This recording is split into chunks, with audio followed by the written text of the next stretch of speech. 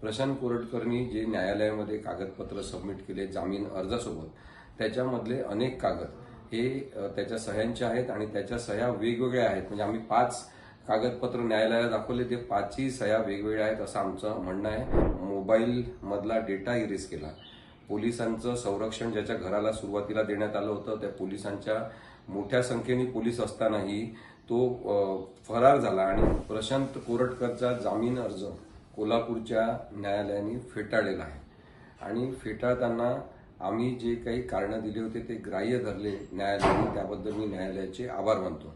आम्ही हे मांडण्याचा सातत्याने प्रयत्न केला की प्रशांत कोरटकर हा खोटारडा माणूस आहे, विश्वासपात्र नाही, कायदा न जुमानणारा असा हा माणूस आहे आणि त्याला जामीन दिल्यास त्याच्या ओळख्यांचा वापर करून, राजकीय संबंधांचा वापर करून तो केसला वेगळं वळण देऊ शकतो, अनेक पुरावे बदलले जाऊ शकतात आणि अनेक लोकांवर दबाव आणून ते चौकशीसाठी हजरच होणार नाही, ही प्रक्रिया सुद्धा होऊ शकते.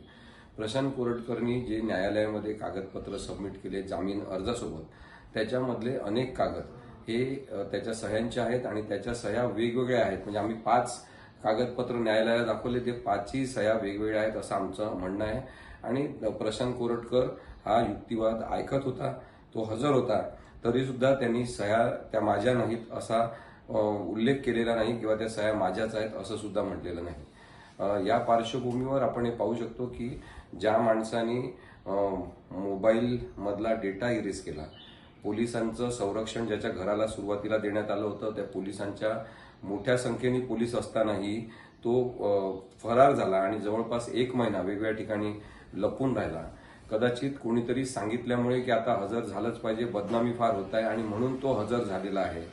तो प्रशांत कोरटकर, ज्याच्यावर आणखी 2 गुन्हे, जालन्याला 1 आणि नागपूरला 1 FIR रजिस्टर होता, ज्याची चौकशी परत आता वर्ग करण्यात आलेली आहे कोल्हापूर पोलिसांकडे. ज्यांनी अनेक लोकांची मदत घेतली, 3 राज्यांमध्ये जाऊन तो लपला, मध्य प्रदेश, तेलंगणा आणि महाराष्ट्रातल्या वेगवेगळ्या गावांमध्ये. तिथे सुद्धा वेगवेगळ्या लोकांनी जी मदत केली त्यांची चौकशी सुद्धा बाकी आहे. आणि सरकारी वकिलांतर्फे हे सांगण्यात आलं की तपास अजून पूर्ण झालेला नाही. या सगळ्या पार्श्वभूमीवर आज प्रशांत कोरटकर या आरोपीचा जामीन रद्द झालेला आहे.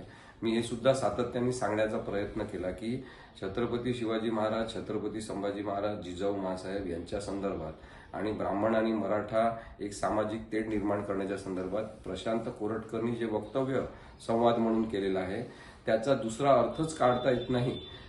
त्याचा उद्देश अत्यंत क्लिअर होता की आपल्याला द्वेष ओकायचा आहे आणि तशा द्वेष भावनेतून त्यांनी वक्तव्य केलेलं असल्यामुळे त्याचा जामीन रद्द झाला पाहिजे. हा युक्तिवाद कोर्टाने मान्य केला आणि प्रशांत कोरटकरचा जामीन अर्ज नामंजूर करण्यात आलेला आहे.